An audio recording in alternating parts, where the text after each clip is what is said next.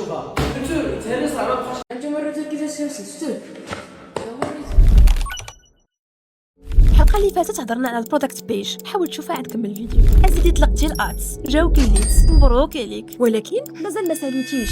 هنا فين كتجي اهم مرحله من هادشي كامل اللي هي كونفيرماسيون. داكشي علاش قبل ما تبدا الكونفيرماسيون حاول انك تفهم البرودوي ديالك مزيان، وحاول تفهم المشكل اللي عند الكلاينت اللي الحل ديالو هو البرودوي ديالك. اين فوا طيح عندك الليد، ها واحد الليد، الو سي مراد بخير كلشي مزيان، ويد وسيتك لا كوموند، حاول تكونفيرميها في البلاصه ما حدها ووربليد، حيت الا تعطلتي عليها شويه غتولي كولد وغيطلع الريسك انك تخسرها. اييه داكور، اييه هذاك هو البرودوي.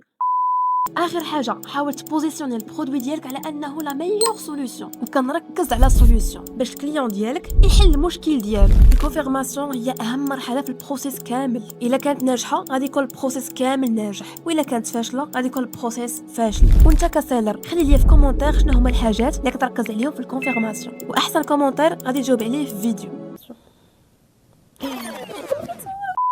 الفيديو الجاي غادي نشارك معك واحد لاستوس لي فريمون سيكريت في الكونفيرماسيون. الا بغيتي ليبيزود الجايه توصلك راك عارف شنو دير.